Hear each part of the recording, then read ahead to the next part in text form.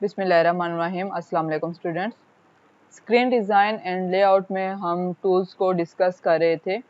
आज स्टार्ट करते हैं अपना लेक्चर फ्रॉम अलाइनमेंट टूल।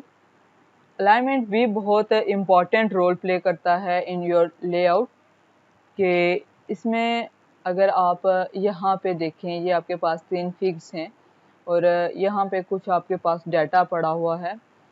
आपको पता है कि यहाँ पे तो 3-4 एंट्रीज हैं, लेकिन जब भी आपके पास किसी भी प्रोजेक्ट के लिए डाटा होता है तो वो लार्ज अमाउंट में होता है। तो ये उस लार्ज अमाउंट को जहन में रख के इन तीनों फिग्स को हम देखते हैं कि अगर हमने अलाइनमेंट करनी हो तो यहाँ पे first name and last name जो है यूज़र का, उसको देखें। अगर मैं आपको 3 सर नेम दूँ कि आप यहाँ से मुझे डाटा फाइंड आउट करके दें इन 3 बंदों का जिनके सर नेम जो हैं ये हैं, ठीक है। तो यहाँ से डाटा फाइंड आउट करने में आपको थोड़ी सी कन्फ्यूजन होगी, थोड़ा सा प्रॉब्लम होगा, टाइम ज़्यादा लगेगा, हो सकता है आपको डाटा भी ना मिले। तो यहाँ पे अगर आप देखें तो उसके अगेंस्ट यहाँ पे बताया जा रहा है कि अगर आप अपने डाटे को इस तरह से अरेंज कर लें कि आप एक साइड अपने यूज़र का जो फर्स्ट नेम का कॉलम है वो अलग बना लें और सर नेम का कॉलम जो है वो अलग बना लें, इस तरह से कुछ अलाइन कर लें। तो अब अगर मैं आपको सर नेम के थ्रू डाटे को फाइंड आउट करने के लिए कहूँ तो आप यहाँ से इजीली फाइंड आउट कर लेंगे, क्योंकि आपने जस्ट इस कॉलम को यूज़ करके सर नेम्स निकाल लेने के। अच्छा, मुझे ये 4 जो हैं ये सर नेम्स निकालने हैं। लेट्स सपोज के आपके पास 1000 एंट्रीज हैं, तो 1000 एंट्रीज में से आप अगर ये वाला मेथड यूज़ करते हैं तो आप इजीली फाइंड आउट कर लेंगे अपना गोल।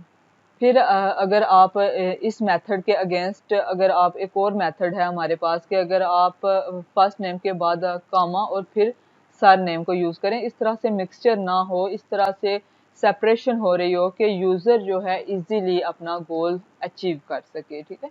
तो अलाइनमेंट आप कुछ इस तरह से करते हैं। उसके बाद अगर आप यहाँ पे देखें तो यहाँ पे आपके पास 4 एंट्रीज हैं और आपको पता है आपके बुक का जो भी इंडेक्स पेज होता है उसकी लुक हमेशा इस तरह से ही होती है ना। तो ये वही चीज़ आपको बताने की कोशिश की जा रही है यहाँ पे कि आपका जो इंडेक्स पेज होता है उसे हमेशा किस तरह से अलाइन किया जाता है कि लेफ्ट साइड पे आपका टेक्स्ट रखा जाता है और राइट साइड पे आपके नंबर्स इंडेक्स वगैरह को शो करवाया जाता है। तो यहाँ पे 4 स्टेटमेंट्स दी गई हैं, first, second, third and fourth. और ये चारों स्टेटमेंट्स जो हैं वो इन 4 फिक्स को शो कर रही हैं, इन 4 फिक्स को डिफाइन कर रही हैं, स्टेट कर रही हैं। तो फर्स्ट जो स्टेटमेंट है उसमें ये कहा जा रहा है, इसमें अगर आपने डाटा को फाइंड आउट करना हो तो यहाँ पे थोड़ा सा प्रॉब्लम है डाटा को फाइंड आउट करना। क्यों? क्योंकि यहाँ पे अगर आप देखें कि आपको मैं कहूँ कि ये आपके पास 1000 एंट्रीज हैं और 1000 एंट्रीज में से आपको कहूँ मैं कि पेज नंबर 38, 39 और पेज नंबर 89, पेज नंबर 75 पे देखो कौन कौन सी हमारे पास टॉपिक्स आ रहे हैं। तो यहाँ से अगर आपने क्या करना होगा, फिर आपने 75 पे फिंगर लगा के तो उसके अगेंस्ट इस तरह से मूव करना होगा, इस तरह से आप उसको देखेंगे। फिर अगर मैं आपको 85 वाली एंट्री पे कह रहा हूँ तो यहाँ से भी आप फिंगर लगा के इस तरह से मूव करेंगे, ठीक है।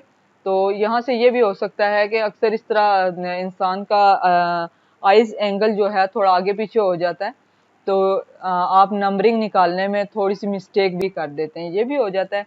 यहाँ इस तरह की एरर के चांसेस होते हैं। तो ये वाला जो आपके पास डिज़ाइन है ये प्रेफरेबल नहीं है। हमेशा आपको इस वाले जो ये वाला इसके अगेंस्ट जो है ये वाला डिज़ाइन प्रेफर किया जाता है कि इसमें डॉटेड लाइंस हैं। अब अगर मैं आपको कहूँ 85 वाली एंट्री निकालो और 75 वाली एंट्री निकालो या 200 समथिंग वाली एंट्री बताऊँ मैं आपको, तो आप निकालें वो एंट्रीज फाइंड आउट करने में आपको कंफ्यूजन नहीं होगी, आपका आई एंगल चेंज नहीं होगा, आपको फिंगर रखने की ज़रूरत नहीं है। डॉटेड लाइंस आपको डायरेक्ट आपकी डायरेक्शन बता रही हैं। फिर आप ये भी यूज़ कर सकते हैं, थर्ड स्टेटमेंट में आपको बताया जा रहा है कि आप इस तरह से कलरिंग यूज़ कर लें, कलरिंग बॉक्स जो है वो यूज़ करके आप अपनी इंडेक्स पेज को अलाइन कर सकते हैं, ठीक है। देन अगर आप ये मेथड भी यूज़ कर सकते हैं, और ये मेथड कब प्रेफरेबल है, जब आपका फोकस टोटली नंबरिंग पे होगा। आपने नंबरिंग को ज़्यादा फोकस रखना है, यहाँ से डाटा ट्रेस आउट करना है। टेक्स्ट आपके लिए इतना इम्पोर्टेंस नहीं रखता, और ये डिपेंड करता है यूज़र की रिक्वायरमेंट पे। और ये चारों केसेस जो हैं, चारों केसेस यूज़र की रिक्वायरमेंट पे डिपेंड करते हैं, लेकिन ये वाला जो केस है बताया जा रहा है कि ये यूज़र की रिक्वायरमेंट पे बहुत डिपेंडेंट है। ओके, तो ये डिफरेंट केसेस के लिए आपके पास डिफरेंट लेआउट्स हैं, लेकिन मैंने आपको बताया कि ये टोटली डिपेंड कर रहे हैं यूज़र रिक्वायरमेंट्स पे। तो यूज़र रिक्वायरमेंट्स को जहन में रखते हुए आपने लेआउट को अलाइन करना होता है। अब हमारे पास लास्ट टूल आ रहा है वाइट स्पेस। वाइट स्पेस भी डिज़ाइन लेआउट में बहुत इंपॉर्टेंट रोल प्ले करता है। यहाँ पे ये आपके पास 3 फिग्स हैं। फर्स्ट फिग को अगर आप गौर से देखें तो आपको यहाँ पे 3 ब्लॉक्स नज़र आएंगे। ये 3 ब्लॉक्स वाइट स्पेस की वजह से हमें नज़र आ रहे हैं। ये देखें, ये जो आपको लाइन नज़र आ रही है, स्पेसिंग, वाइट स्पेसिंग नज़र आ रही है, ये हमें ये बता रही है कि ये इस ब्लॉक के अंदर हमारे पास 3 डिफरेंट ब्लॉक्स हैं, 1, 2 एंड 3। अगर यहाँ से हम वाइट स्पेस को ख़त्म कर देते हैं तो हमें एक सिंगल ब्लॉक यहाँ पे नज़र आएगा। फिर आप यहाँ पे दूसरी फिग में देखें, यहाँ पे आपको डिफरेंट ब्लॉक्स में डिफरेंट कैरेक्टर्स नज़र आ रहे हैं। तो ये किसकी वजह से हमें नज़र आ रहे हैं? वाइट स्पेस की हेल्प से हमें नज़र आ रहे हैं कि ब्लॉक, इसमें टोटल ब्लॉक कितने हैं? 1, 2, 3, 4, 5, 6। तो 6 ब्लॉक्स हैं हमारे पास। और अगर मैं आपसे पूछूं कि राइट साइड पे लास्ट ब्लॉक में कौन सा कैरेक्टर प्लेस हुआ है, तो आप मुझे बता सकते हैं कि राइट साइड पे लास्ट ब्लॉक में एफ प्लेस है, एफ कैरेक्टर प्लेस है। तो ये सब किसकी वजह से है? वाइट स्पेस की वजह से हमें ये डिफरेंट ब्लॉक्स नज़र आ रहे हैं। फिर आप ये थर्ड फिग देखें, यहाँ पे हमें नज़र आ रहा है कि हमारे पास कितने ब्लॉक्स हैं इस फिग में, 1, 2 and 3 with the help of white space. अब ये देखें, ये जो चीज़ है इसको वाइट स्पेस बोलते हैं। ओके, ये चीज़ देखें, ये वाइट स्पेस है। तो अगर वाइट स्पेस को हम हटा देते हैं यहाँ से, तो यहाँ पे हमारे पास एक स्क्वायर बन जाएगा। तो इसी तरह वाइट स्पेस भी किसी भी डिज़ाइन की जो उसने स्क्रीन को लेआउट देना होता है, उसमें बहुत इम्पॉर्टेंट रोल प्ले करता है। अच्छा, वाइट स्पेस के लिए आपका थोड़ा सा कंसेप्ट और क्लियर कर दूं। यहाँ पे अगर आप देखें तो यहाँ पे आप वाइट स्पेस को यूज़ करके इस स्लाइड में आप क्या देख रहे हैं कि यहाँ पे आपको कितनी लाइंस नज़र आ रही हैं? आपको 3 लाइंस नज़र आ रही हैं, 1, 2 एंड 3। यहाँ पे देखें कि वाइट स्पेस को किस तरह से यूज़ किया गया है कि आप बैकग्राउंड कलर देखें और फ्रंट एंड कलर देखें कि इसमें भी वाइट स्पेस को यूज़ करके बैकग्राउंड कलर ब्लू दिया गया और फिर वाइट स्पेस कलर को यूज़ करके किस तरह से डिज़ाइन किया गया है। तो यहाँ पे ये वाइट स्पेस है, ये वाइट स्पेस है। Okay, these all are white spaces. फिर आप यहाँ पे देख लें, अगर एनिमेशन में वाइट स्पेस किस तरह से अपना रोल प्ले करती है, यहाँ पे देखें, ब्लैक एंड वाइट का कॉम्बिनेशन यूज हुआ है और वाइट ने अपना रोल प्ले किया, ब्लैक ने अपना रोल प्ले किया, और वाइट स्पेस ने यहाँ पे क्या चीज़ हमें दिखा रही है? फिश है, और फिश मूवमेंट कर रही है। यही चीज़ हमें नज़र आ रही है ना। तो इस तरह से देखें कि वाइट स्पेस को अगर प्रॉपर वे में यूज़ किया जाए तो डिज़ाइनिंग किस तरह से हो सकती है, स्टैटिक भी हो सकती है, डायनेमिक भी हो सकती है। अगर डायनेमिक हम लोग करना चाहें तो इस तरह से वाइट स्पेस को हम यूज़ कर सकते हैं। ओके, होपफुली कि आपको वाइट स्पेस का कंसेप्ट क्लियर हो गया होगा। तो ये आपके पास 5 इंपॉर्टेंट टूल्स है जो आपने यूज़ करने होते हैं डिज़ाइन में। अब हमारे पास आ रहा है यूज़र एक्शंस एंड कंट्रोल। ये भी एक इम्पॉर्टेंट एक्सपेक्ट है। इसमें हमारे पास entering information, knowing what to do and affordance. Entering information के हमने डाटा को इंटर कैसे करना है, नोइंग व्हाट टू डू फिर हमने क्या करना है, एंड अफोर्डेंस के क्या क्या चीज़ें हैं जो हम अपने डिज़ाइन में अफोर्ड कर सकते हैं और वो कौन सी चीज़ें हैं जो हम अपने डिज़ाइन में अफोर्ड नहीं कर सकते। तो एंटरिंग इंफॉर्मेशन को डिटेल में देखते हैं। सबसे ज़्यादा difficult and complicated screen layout base करता है form based interface and dialog boxes. आपको पता है कि आपका जो फॉर्म का लेआउट होता है वहाँ पे आपने सिर्फ यूज़र को इंफॉर्मेशन तो रिप्रेजेंट नहीं करवानी होती, बल्कि उससे कुछ इंफॉर्मेशन लेनी भी होती है। जिस तरह के ऑनलाइन फॉर्म एंट्रीज जो होती हैं वहाँ पे कुछ इंफॉर्मेशन यूज़र की गाइडलाइन के लिए होती है और कुछ इंफॉर्मेशन उससे डाटा लेने के लिए होती है, जिस तरह कि उसका नाम, फादर नेम, उसकी एजुकेशन वाला जो पोर्शन होता है, उसकी जॉब पोर्शन होता है। तो ये जो डिफरेंट पोर्शंस होते हैं वहाँ पे वो अपने से रिलेटेड क्या करता है, अपने प्रोफाइल सेट करता है। ये सारी इंफॉर्मेशन उससे क्या की जाती होती है, रिट्रीव की जा रही होती है। तो अब इस तरह की जो एंट्रीज होती हैं उनकी बात हो रही है यहाँ पे, ठीक है। तो इस चीज़ को जहन में रखें कि ऑनलाइन अगर फॉर्म एंट्रीज हो रही हों तो वहाँ पे हम लोग डिज़ाइन को किस तरह से मैनेज करते हैं। तो अब इस तरह की एंट्रीज में आपके पास बहुत से लेआउट इश्यूज आ रहे होते हैं। उन लेआउट इश्यूज को आप लोगों ने टैकल करना होता है कि सबसे पहले आपका जो लेआउट है, ये बात याद रखें कि लॉजिकल लेआउट होना चाहिए। लॉजिकल लेआउट हमने प्रीवियस लेक्चर में भी डिस्कस किया। इसमें सबसे पहले आप क्या करते हैं, use task analysis. Task analysis को यूज़ करते हैं कि जो सबसे इम्पॉर्टेंट इंफॉर्मेशन होती है उसे आप क्या करते हैं कि टॉप पे एडजस्ट कर देते हैं। यही बात हमने की थी कल के लेक्चर में जब हम ग्रुपिंग की बात कर रहे थे कि आपने इंफॉर्मेशन को यूज़ करना होता है, ग्रुपिंग एडजस्ट करनी होती है। बाद जो सेम डोमेन के आइटम्स हैं उन्हें आप एक ग्रुप में एडजस्ट करते हैं, जो दूसरी डोमेन के आइटम्स हैं उन्हें आप दूसरी डोमेन में एडजस्ट कर देते हैं। फिर आपने उन्हें ग्रुप में एडजस्ट करना होता है कि कौन सा ग्रुप पहले आएगा, फिर उसके बाद कौन सा ग्रुप आएगा। तो आपने अलाइनमेंट करनी होती है ग्रुपिंग की। It depends on information importance, ठीक है। वहाँ पे यूज़र रिक्वायरमेंट्स जो हैं वो भी मैटर करती हैं। तो ये चीज़ें जिस तरह के मैं आपको यहाँ पे दिखा दूँ, एक पॉइंट और आप याद रखें, ये कि आपने इम्पोर्टेंट इन्फॉर्मेशन को क्या किया, टॉप पे एडजस्ट किया। उसके बाद जो इन्फॉर्मेशन रिपीट हो रही होती है, जिस तरह के आपका ऑर्डर डिटेल है, इसमें कुछ चीज़ें रिपीट हो रही हैं, ठीक है। आपकी क्वांटिटी रिपीट हो सकती है और भी कोई चीज़ है जो रिपीट हो सकती है। उस तरह ऐसी इन्फॉर्मेशन भी जो रिपीट हो रही हो उसे आप कभी भी टॉप पे एडजस्ट नहीं करते। जिस तरह से आप अगर फॉर्म की में हम एग्जांपल लेके चल रहे हैं तो वहाँ पे नाम जो है वो आपका रिपीट तो नहीं होगा। आपका नेम, आपका फादर नेम एक ही बार आपसे लेना होगा, आपका CNIC, ठीक है। तो आपकी प्रोफाइल में कुछ इंपॉर्टेंट चीज़ें होती हैं, ये चीज़ें जो हैं ये रिपीट नहीं होंगी तो इन्हें हम टॉप पे एडजस्ट कर देंगे, इन्हें हम बॉटम में कभी एडजस्ट नहीं करेंगे। ओके,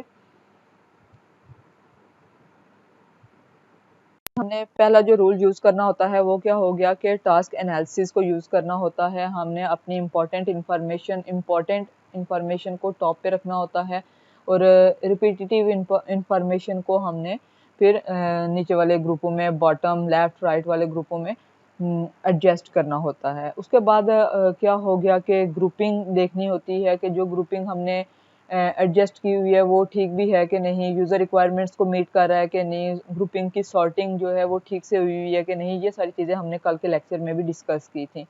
देन हमारे पास आ जाता है natural order for entering information. इसमें top, bottom, left, right depend on culture. Culture से मुराद यहाँ पे ये है कि आप इंग्लिश यूज़ कर रहे हैं, आप उर्दू यूज़ कर रहे हैं या फ़ारसी यूज़ कर रहे हैं, कौन सी लैंग्वेज आप यहाँ पे यूज़ करें, तो उस हिसाब से आपने इसको एडजस्ट करना होता है। देन आपके पास आ जाता है tab order for keyboard entry के। कीबोर्ड से अगर आपने कुछ कीज़ यूज़ करनी है, जिस तरह पे यहाँ पे बताया जा रहा है कि आप टैब की को यूज़ करेंगे, तो टैब की को मोस्ट प्रोबेबली यूज़ किया जाता है स्किपिंग के लिए, कि आप कोई चीज़ स्किप करना चाह रहे हैं तो आप टैब की यूज़ करते हैं।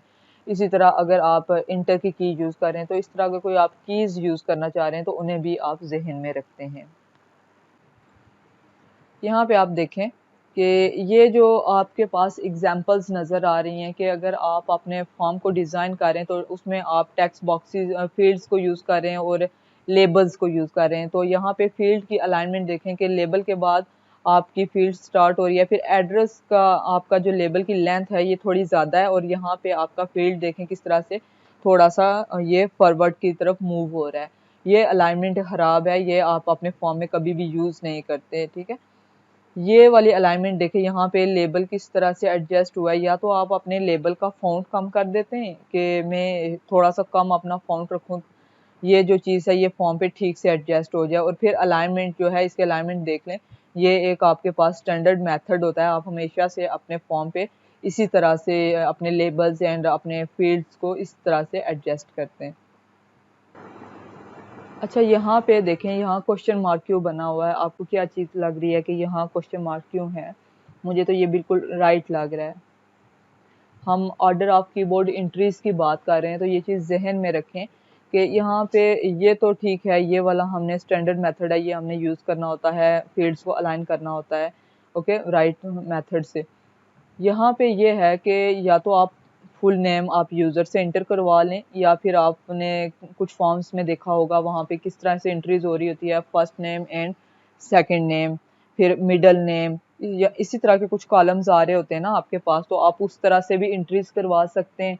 आप ये भी कर सकते हैं कि आपने ये भी चीज़ भी जहन में रखनी होती है कि यूज़र ने नेम इंटर ही नहीं किया और एड्रेस इंटर करने लगा है, तो आपका जो फॉर्म है वो यूज़र को अलो ना करे कि वो नेम की एंट्री किए बगैर एड्रेस इंटर करना शुरू कर दे। ठीक है, इस तरह से आपने उस पे चेक बॉक्सेस लगाने होते हैं, सॉरी चेक्स लगाने होते हैं कि आपका जो फॉर्म है वो इस तरह से एंट्रीज ना करे। कीबोर्ड, ये कीबोर्ड से है ना कि कीबोर्ड से एंट्रीज आप करवा रहे हैं, तो कीबोर्ड से इस तरह की एंट्रीज आपको अलो नहीं है। आपने पहले फर्स्ट फील्ड को फिल करना है, देन आपने सेकंड फील्ड को फिल करना है, तो ये चीज़ें भी आपको जहन में रखनी होती हैं। अब बात करते हैं नोइंग व्हाट टू डू। तो यहाँ पे आपके पास दो कंसेप्ट आ रहे हैं, एक्टिव एंड पैसिव।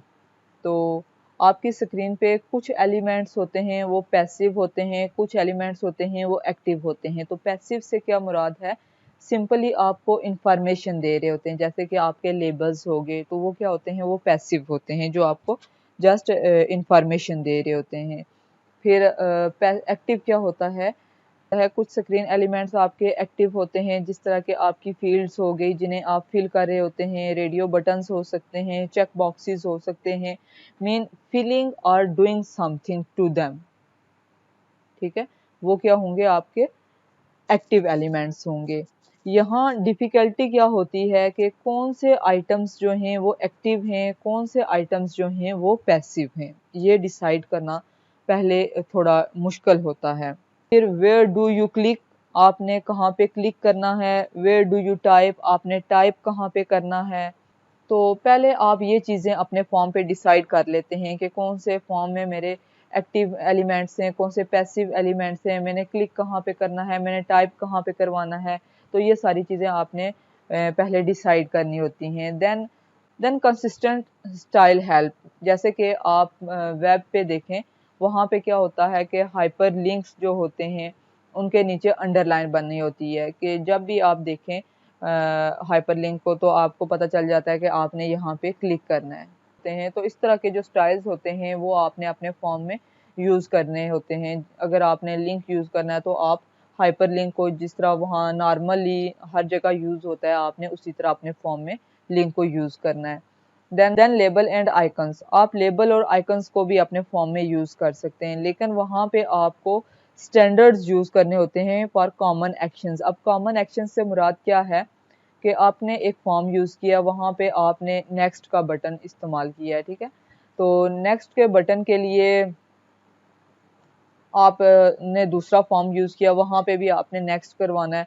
तो अब जिस तरह से आपने एक फॉर्म नेक्स्ट के बटन के लिए एडजस्ट किया हुआ है, दूसरा फॉर्म भी आप उसी तरह एडजस्ट करें, ताकि यूज़र को क्लियर हो कि वहाँ पे मैंने नेक्स्ट किया था, मैंने यहाँ पे भी नेक्स्ट करना है।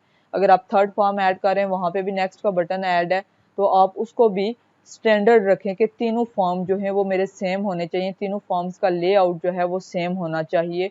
इसमें ऐसा नहीं होना चाहिए कि एक फॉर्म में नेक्स्ट का बटन जो है वो टॉप पे है, दूसरे में नेक्स्ट का बटन जो है वो कॉर्नर में है, तो थर्ड में आपने बॉटम में रखा हुआ है या फिर सेंटर में रखा हुआ है। तो इस तरह से नहीं होना चाहिए, स्टैंडर्ड आपने यूज़ करना होता है। तो ये क्या होता है, standard for common actions. Then language bold, कि जो काम हो जाता है उस वो या तो बोल्ड हो जाए, या फिर जिस तरह यहाँ पे आपको मैं सिंपल सी एग्जांपल दूं कि जब आप हाइपरलिंक्स को यूज़ करते हैं तो क्या होता है, जब एक बार आप एक लिंक को विजिट कर लेते हैं तो उसका हमेशा आप कलर देखें पर्पल कलर का वो हो जाता है। तो जब भी आप दोबारा से, अगर आपको याद नहीं रहता, आप वो Curie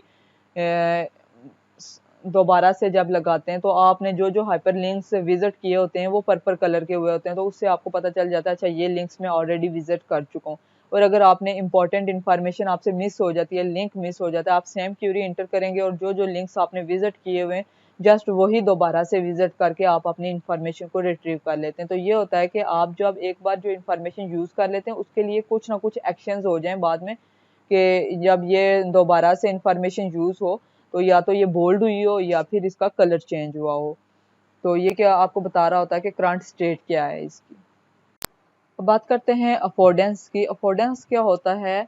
mostly difficult problems in multimedia applications. How are users suppose to know where to click. अब अगर आपने वहाँ पे कोई स्टैंडर्ड लेआउट यूज़ नहीं किया, आपने अपना कोई कस्टमाइज्ड लेआउट यूज़ किया, आपने कोई अपना आइडिया यूज़ किया, तो यूज़र को कैसे पता चलेगा कि मैंने यहाँ पे क्लिक कैसे करना है। तो आपको पता है कि आपने डिज़ाइनिंग हमेशा से इस तरह से करनी होती है कि यूज़र जैसे ही उस चीज़ को देखे तो वो समझ जाए, अच्छा इस चीज़ का मकसद ये है, मैंने इसको इस तरह से यूज़ करना है। यूजेबिलिटी जो है वो यूज़र की तरफ ज़्यादा रखनी होती है। तो अफोर्डेंस को अगर हम साइकोलॉजिकल एक्सपेक्ट से अंडरस्टैंड करने की कोशिश करें तो ये क्या होता है कि कोई भी आपके जो लेआउट पे जो लिंक है या फिर आपका कोई बटन है या फिर कोई भी अदर एलिमेंट है, तो वो अपनी शेप से, अपने एट्रीब्यूट से आपको ये सजेस्ट कर रहा हो कि भाई अच्छा मेरा ये काम है, मैंने ये करना है। जिस तरह के बटन है तो बटन इस तरह से होना चाहिए कि वो देखते ही उसे नज़र आना चाहिए कि ये अच्छा इससे मैंने, या तो अगर ये रेडियो बटन है तो मैंने इसे किस तरह से यूज़ करना है, अगर चेक बॉक्सेस वाले हैं तो मैंने इसे टिक करना है, अगर तो वो लिंक है तो आप या तो उसके नीचे अंडरलाइन लगा देते हैं, या फिर आपने देखा होगा कि बहुत सी वेबसाइट्स पे एक हैंड बना होता है जो इस तरह से डाउन की तरफ शो कर रहा होता है कि यहाँ पे क्लिक करो, या फिर कोई एक साथ में कार्टून बना होता है जो इस तरह से हैंड हिला रहा होता है, हाय जिस तरह हम बोलते हैं वो बोल रहा होता है हाय, और फिर दूसरी उसकी मूवमेंट अगली जो होती है वो डाउन की तरफ शो कर रही होती है कि अच्छा यहाँ पे देखो। तो फिर वो क्या होता है कि ह्यूमन अटेंशन वहाँ पे जा रही होती है। तो इस तरह से आपकी साइकोलॉजिकल एक्सपेक्ट्स को आप यूज़ करते हैं। फिर यहाँ पे और बहुत सी चीज़ें आ जाती हैं, जैसे कि अगर आप, ये तो हो गया कि बटन है तो वो वर्चुअल रियलिटी की हम बात कर रहे हैं, लेकिन अगर फिजिकली हम बात करें कि फिजिकल जो बटन्स होते हैं हमारे पास, जिस तरह के हमारे डिफरेंट माइक्रोवेव ओवन के जो बटन्स होते हैं, मशीन्स के बटन होते हैं, तो वो किस तरह से होते हैं, वो खुद बता रहे होते हैं कि भाई अच्छा रोटेट करना है तो वहाँ पे एक साइंस सा बना होता है जो आपको बता रहा होता है कि आपने फॉरवर्ड की तरफ मूव करना है या बैकवर्ड की तरफ मूव करना है। तो आपने बटन को भी इस तरह से एडजस्ट करना होता है। फिर आप अपने बाल पॉइंट्स को देख लें, बाल पॉइंट्स भी आपको बता रही होती हैं जिनमें टिक टिक की आवाज़ आ रही होती है कि अच्छा तुमने इसे पुश करना है, इस बटन को पुश करोगे तो क्या होगा, ये एक्टिव स्टेट में आएगी। फिर आपके पास कुछ पेंसिल्स ऐसी होती हैं जिन्हें आप क्या करते हैं कि उनके कवर को आप मूव करते हैं, फिर वो एक्टिव स्टेट में आती हैं। तो इस तरह से आपके फिजिकली भी डिफरेंट स्टाइल्स होते हैं जिन्हें आप यूज़ करते हैं, यूज़र के लिए वो इजी होने चाहिए। ठीक है, यहाँ पे अगर आप देखें कि आपको एक मग दिखाया जा रहा है कि ये फिजिकल के लिए बताया जा रहा है कि फिजिकल जो आपके पास ऑब्जेक्ट्स आ जाते हैं उन्हें आप किस तरह से डिज़ाइन करने का आपके पास हैंडल है। अगर आपने इसको यूज़ करना है इस एलिमेंट, इस ऑब्जेक्ट को, तो इसको आप किस तरह से यूज़ करेंगे, यहाँ हैंडल से पकड़ेंगे। अब यहाँ पे एक एग्जांपल है कि अगर आपने किसी को गर्म चाय देनी है, मग या ज़ाहिर है चाय के लिए आप मोस्ट प्रोबेबली यूज़ करेंगे। गर्म चाय दी, आपने हैंडल खुद ही पकड़ा हुआ है, आप उसके सामने मग को पेश कर रहे हैं, ठीक है, तो उसने कहाँ से पकड़ना है, उसने गर्म साइड से ही पकड़ना है। ये मैनर्स में बात आ जाती है कि जब भी किसी मेहमान के सामने या किसी घर के किसी भी बंदे के सामने आप कोई भी चीज़ पेश करते हैं, ज़ाहिर है 5-6 बंदे बैठे हुए हैं और वहाँ पे आप किस तरह से लेके जाएंगे, या एक बंदा भी, 2 बंदे भी बैठे हुए हैं, तो बजाय इसके कि आप हैंडल से पकड़ के लेके जाएं, आप ट्रे यूज़ करें और आप ट्रे में जाके दूसरे बंदे को वो चीज़ पेश करें। फिर एक चीज़ और आपके पास अफोर्डेंस में आती है कि जब भी आपने देखा होगा कि आप वेब पेज पे इस तरह से कर्सर मूव करते हैं, तो जो तो आपके पास स्टैटिक टेक्स्ट होता है उसकी तो कोई भी कलर वगैरह चेंज नहीं होता, ना ही उसके लिंकिंग वगैरह शो हो रही होती है। लेकिन जो टेक्स्ट होता है जिसके नीचे, जिसके साथ कोई लिंक बना हो या जो किसी और लिंक को शो कर रहा हो, आप देखेंगे वह वो उस टेक्स्ट का कलर चेंज हो जाएगा या फिर वो उसके नीचे अंडरलाइन शो हो जाएगा, कुछ इस तरह से उसकी अपीयरेंस जो है वो चेंज होना शुरू हो जाएगी। लेकिन स्टैटिक टेक्स्ट जो होता है, जो लिंक फॉर्म में नहीं होता, उसकी अपीयरेंस कभी भी चेंज नहीं होती। तो ये सारी चीज़ें जो हैं ये अफोर्डेंस में आ जाती हैं। ओके, नेक्स्ट हमारे पास आ रहा है एप्रोप्रिएट अपीयरेंस। इसमें प्रेजेंटिंग इंफॉर्मेशन, कि इंफॉर्मेशन को हमने प्रेजेंट कैसे करना होता है। तो पर्पस ऑफ मैटर जो है ये आपने जहन में रखना होता है कि इस प्रेजेंटेशन का पर्पस क्या है, मैं ये चीज़ क्यों प्रेजेंट कर रहा हूँ। ताकि फिर वो चीज़ अंडरस्टैंडिंग में इजी हो। इसमें सॉर्ट ऑर्डर करना होता है, आपने चीज़ों को सॉर्ट किया होता है, जैसे कि यहाँ पे देखें कि चैप्टर 5 है, चैप्टर 6 है, चैप्टर नंबर 7 है, चैप्टर नंबर 8 है, तो ये क्या हुआ है, सॉर्टिंग हुई हुई है। फिर डेट के हिसाब से सॉर्टिंग हुई हुई है, टाइम देखें, टाइम के हिसाब से आई थिंक नहीं, टाइम के हिसाब से नहीं हुई। तो बस यहाँ पे क्या होता है कि सॉर्टिंग आप करते हैं, आपने सॉर्टिंग वो बाय डेट करनी है, बाय चैप्टर नेमिंग करनी है, जिस तरह से भी आप करें, आपने क्या करना होता है, सॉर्टिंग ऑर्डर यूज़ करना होता है। टेक्स्ट वर्सेस डायग्राम यूज़ करनी होती है अपने प्रेजेंटेशन में कि कौन सी इंफॉर्मेशन जो है वो टेक्स्ट में अच्छी लगेगी और कौन सी इंफॉर्मेशन जो है वो विजुअली ज़्यादा अच्छी लगेगी, वहाँ पे ज़्यादा प्रेजेंटेशन जो है उसमें आप अच्छे से प्रेजेंट कर सकेंगे। ठीक है, तो ये चीज़ें आपने अपने प्रेजेंटेशन में ऐड करनी होती हैं। फिर आपने ग्राफ यूज़ करने होते हैं अपनी प्रेजेंटेशन में। ग्राफ के के डिफरेंट स्टाइल्स होते हैं, तो आपने कौन सा ग्राफ यूज़ करना है, पाई चार्ट आपने यूज़ करना है या फिर कोई और ग्राफ स्टाइल जो है वो आपने अपनी प्रेजेंटेशन में ऐड करना है। तो ये चीज़ें सारी आपने जहन में रखनी होती हैं। स्टैटिक एंड यूटिलिटी बहुत इंपॉर्टेंट एक्सपेक्ट है इन HCI। ये क्या होता है, increase the user satisfaction and improve the productivity. आपकी एस्थेटिक जितनी ज़्यादा अच्छी होगी, यूज़र जितना सेटिस्फाई होगा, उससे आपकी प्रोडक्टिविटी उतनी ही इम्प्रूव होगी। एस्थेटिक से क्या मुराद होता है कि आपने जो कलर्स यूज़ करने होते हैं वो सॉफ्ट कलर्स होने चाहिए, अटेंशन सीकिंग कलर होने चाहिए। ऐसे कलर्स नहीं होने चाहिए जो यूज़र की अटेंशन को सीक ना कर रहे हों। जैसे कि ये आप यहाँ पे देखें कि बुक को किस तरह से डिज़ाइन किया गया है। टेक्स्ट को ब्लैक कलर में और हेडिंग जो है उसे ब्लू कलर में। यहाँ पे देखें हेडिंग जो है वो ब्लू कलर में, फिग जो है वो ब्लू कलर में लेबल हुई है। ऐसा नहीं है कि यहाँ पे रेड, ग्रीन या कोई और कलर यूज़ हुआ है। पूरी बुक का जो कॉम्बिनेशन है वो या तो ब्लू, ब्लैक एंड वाइट में हुआ है। तो आपने इस तरह से कलर्स यूज़ करने होते हैं जो कि क्या हो, अटेंशन सीकिंग कलर हो।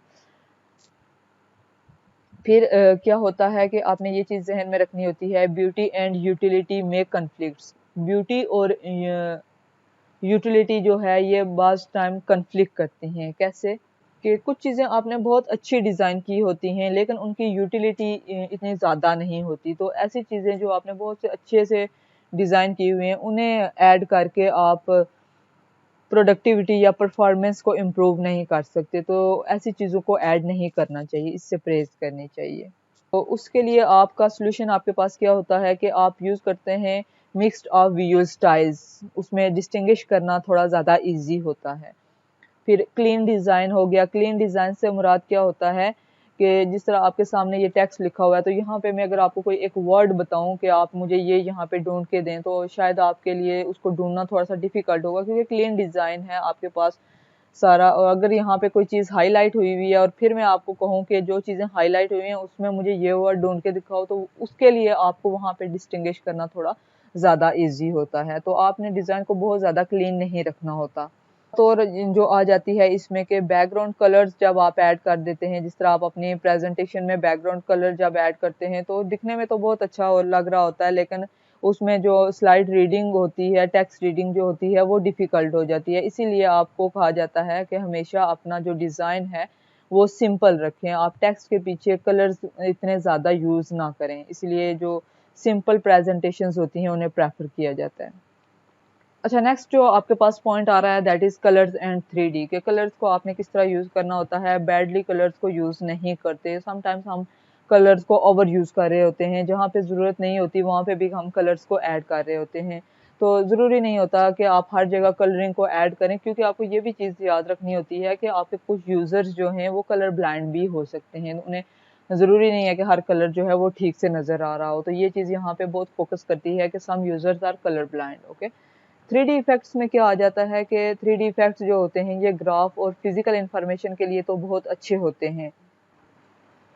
लेकिन यहाँ पे आप देखें कि आपके पास एक पाई चार्ट है और इस पाई चार्ट की आपको कुछ इन्फॉर्मेशन समझ आ रही है कि ये पाई चार्ट आपको क्या बता रहा है, इसकी रिप्रेजेंटेशन कुछ ठीक से नहीं है। यहाँ पे देखें, यहाँ पे देखें, यहाँ पे देखें। तो 3D को अगर आप इस तरह यूज़ करें, इस तरह यूज़ करें, इस तरह यूज़ करें और कोई टेक्स्ट वगैरह नहीं ऐड करें, तो इसको समझना जो है वो मुश्किल हो जाता है। आपको अगर आप पाई चार्ट यूज़ कर रहे हैं तो उसमें आपको बताना होता है कि ये रेड जो है पोर्शन ये किस चीज़ को शो कर रहा है, ब्लू पोर्शन किस चीज़ को शो कर रहा है, ग्रीन पोर्शन किस चीज़ को शो कर रहा है, ताकि इसकी रिप्रेजेंटेशन को समझना ईजी हो।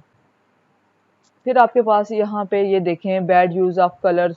वही बात जो मैंने पीछे आप लोगों को बताई कि बहुत ज़्यादा कलर्स यूज़ करने की ज़रूरत नहीं होती कि आपके पास सारे कलर्स हैं। तो जिस तरह बच्चे कर रहे होते हैं कि उनके पास उन्हें कलर बॉक्स दे दें तो वो देखते हैं कि मैंने सारे कलर्स को यूज़ करना है।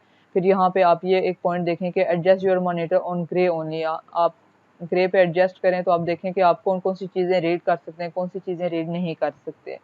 तो इस तरह से आपने अपनी स्लाइड्स में, अपनी प्रेजेंटेशन में, अपना जो भी लेआउट है, इन चीज़ों का बहुत ख्याल रखना होता है।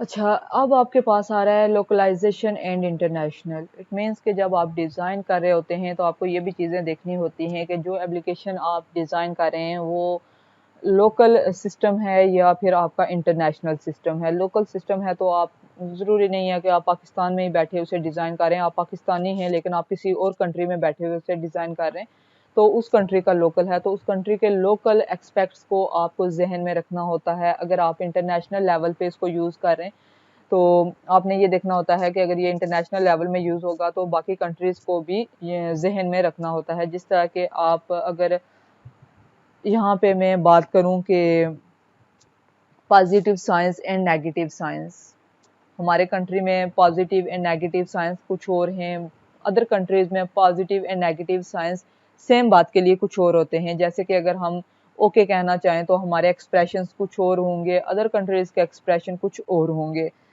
अगर हम लोग यहाँ पे ऐसे हाथ से अंडा बना दें तो इसका मतलब ये होता है कि ज़ीरो, लेकिन जापान में अगर आप इस तरह से हाथ से अंडा बनाएंगे तो इसका मतलब ये होता है कि ओके ओके। तो ये डिफरेंट सिंबल्स हैं जो डिफरेंट कंट्रीज़ में डिफरेंट रिप्रेजेंटेशन रखते हैं। तो आपने इस तरह से रिप्रेजेंटेशंस यूज़ करनी होती हैं जो सबके लिए सेम हो, सबके लिए सेम मीनिंग रखती हों।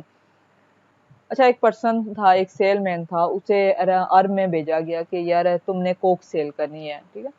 अब उसे अरेबिक तो नहीं आती थी। उसने कहा कि मैं क्या करूं, मैं किस तरह से ये चीज़ जो है, ये प्रोडक्ट जो है, ये लोगों को समझाऊं। तो उसने क्या किया, उसने कहा मैं पिक्टोरियल मेथड यूज़ करता हूँ, पिक्चर्स यूज़ करके इन्हें समझाने की कोशिश करता हूँ। तो उसने कौन सा मेथड यूज़ किया, उसने ये मेथड यूज़ किया कि एक पर्सन है, एक बंदा है, वो सहरा में है, बहुत प्यासा है, उसे बहुत ज़्यादा प्यास लगी हुई है। उसने कोक पी, उसकी प्यास खत्म हुई और अब वो उसमें एनर्जी आ गई, वो भागना शुरू हो गया। अब ये बात वो किसी और पर्सन को बता रहा था। उसने कहा यार ये तो बड़ा मज़े का आइडिया है, तो क्या हुआ तुम्हारी कोक बिकी क्यों नहीं?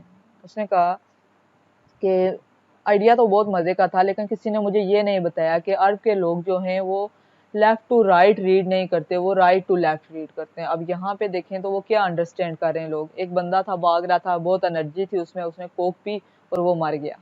अब उसकी प्रोडक्ट कैसे बिके? तो इस वजह से जब भी आप इंटरनेशनल लेवल्स पे यूज़ कर रहे हैं तो आपको, या फिर आप, मैंने वही बात जो अभी आपको पीछे बताई कि आप पाकिस्तानी हैं लेकिन आप किसी और कंट्री में हैं, तो वहाँ पे भी आप लोगों को इन चीज़ों का ख्याल रखना होता है। ओके।